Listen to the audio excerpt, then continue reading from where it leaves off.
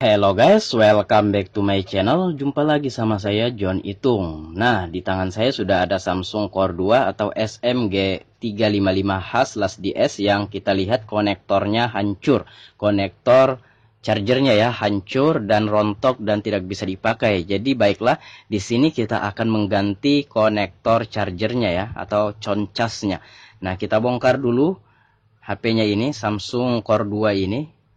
Nah, kita lepas dulu, kita buka dulu tutup bagian sana, konektor LCD sana.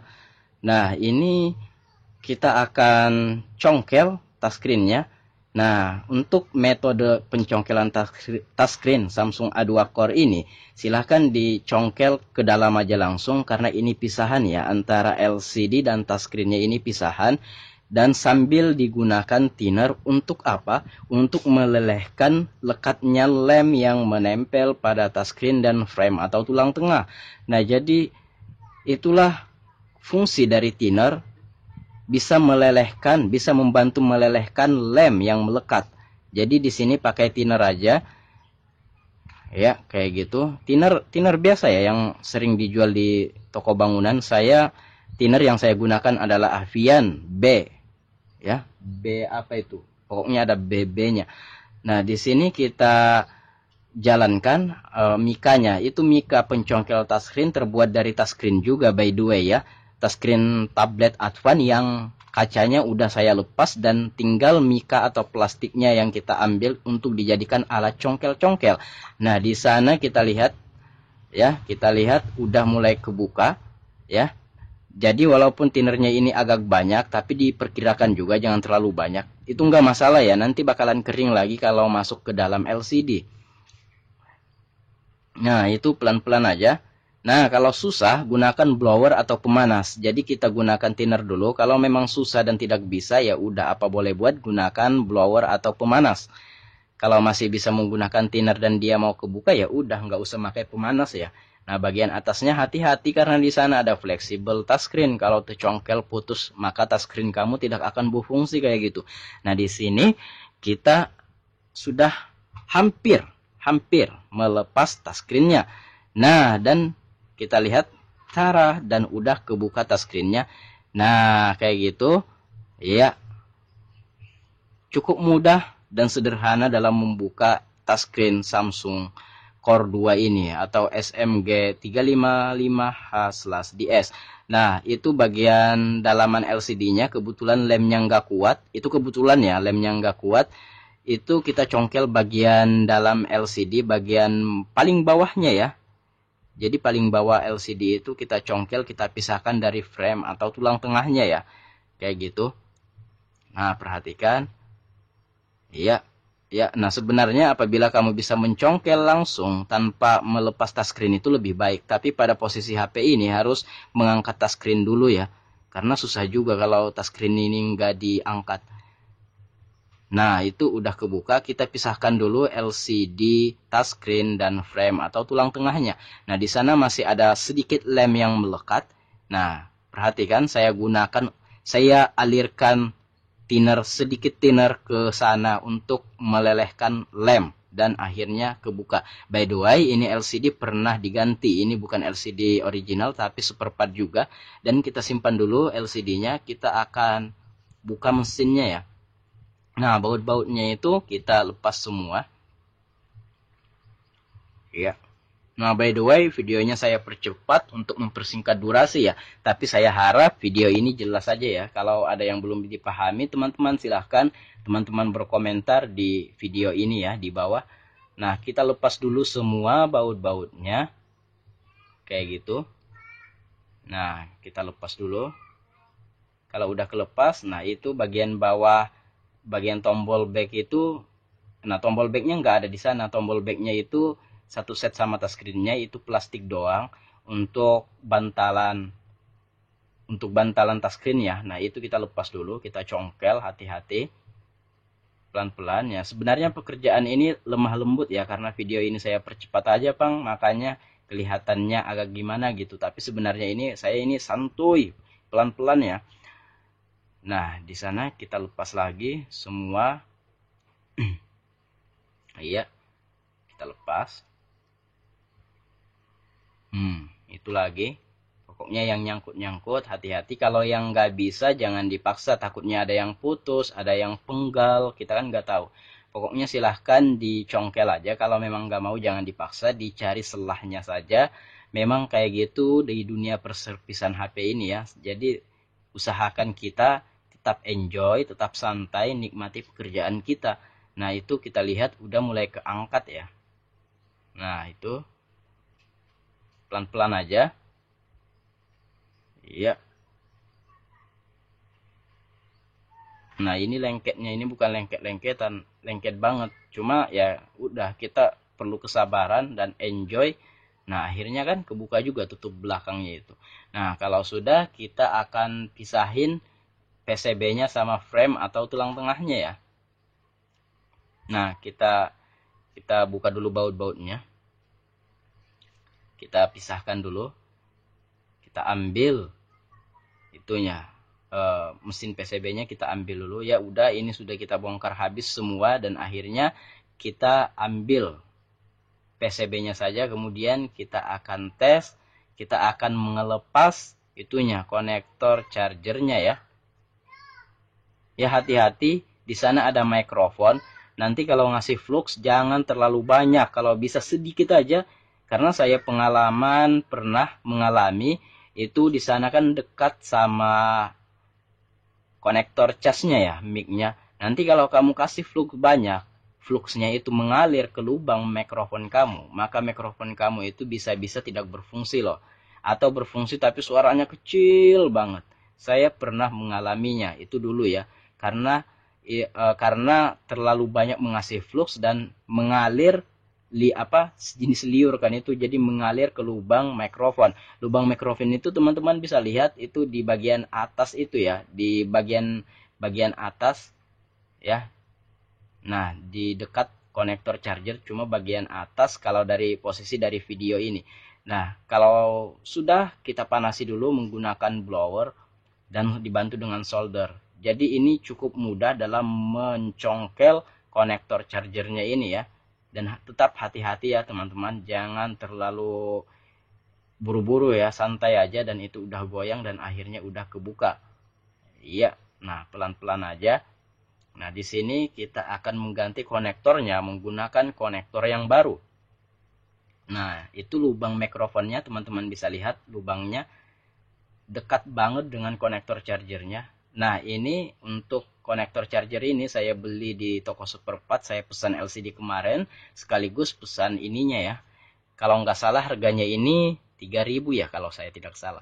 Nah kita amplas dulu kaki-kakinya. Gunanya apa? Untuk supaya solderan itu lengket ketika kita solder ya di kaki-kaki konektor casnya ini.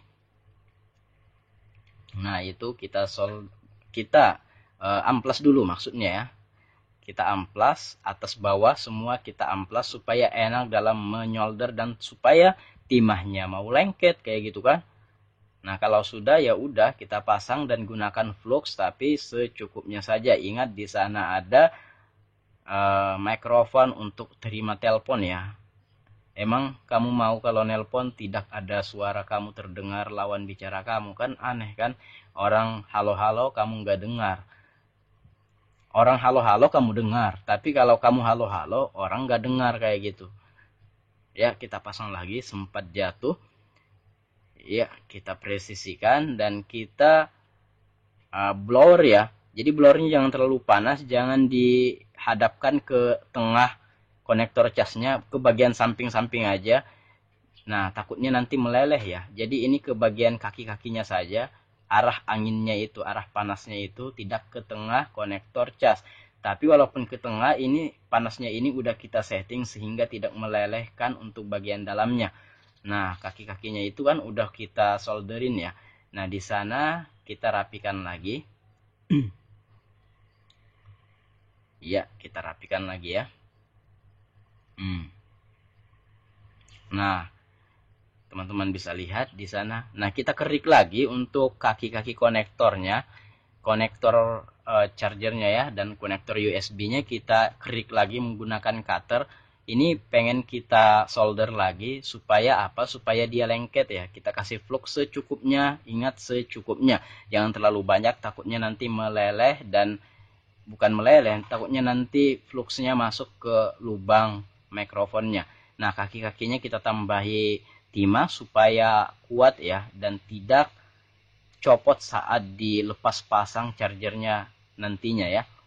Nah, itu pelan-pelan aja, santai aja, bro. Nah, itu. Nah, kaki-kakinya udah 4 biji, udah lengkap, kita udah solder. Nah, kita bantu lagi kalau perlu pakai blower, dan ingat angin blowernya tidak mengenai tengah daripada konektornya, jadi bagian samping-sampingnya doang.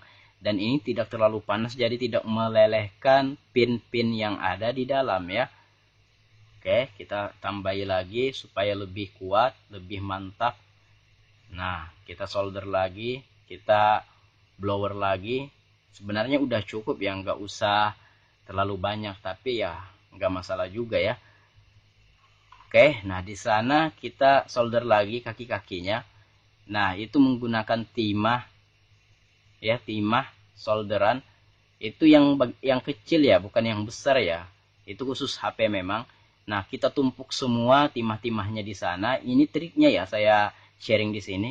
Itu caranya menyolder kaki-kakinya yang kecil itu. Ini versi saya lah.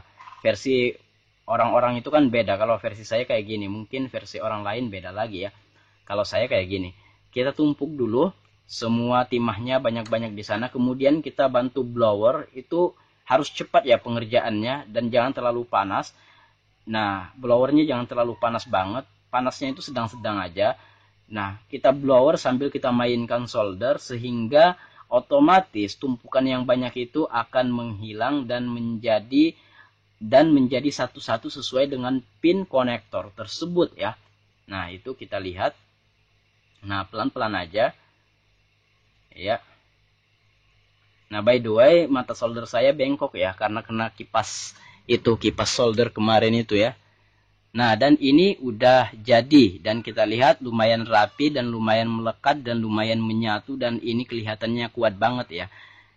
Oke guys, ya. Nah, itu kalau udah kita bersihkan dulu pakai thinner dan itu mikrofon yang saya katakan tadi ya, yang warna kuning emas itu ya.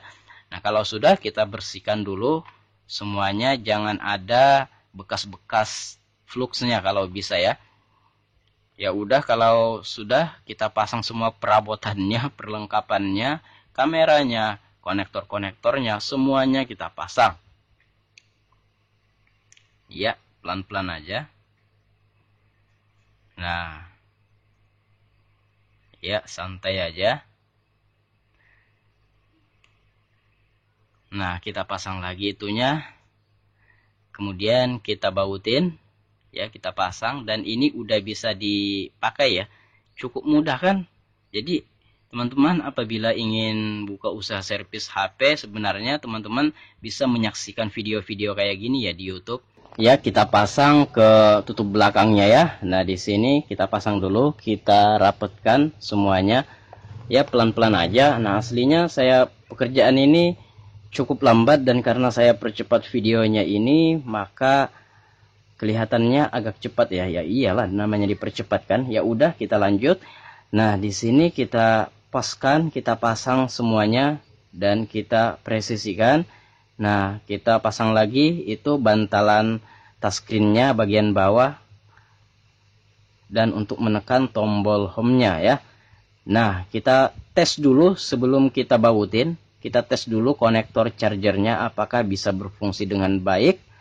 Nah, kita ngecas ya, kita lihat dan alhasil bisa sudah ya. Nah, maka dari itu kita bautin ya. Oke, kita lepas lagi LCD touchscreen-nya dan kita akan pasang bautnya ya.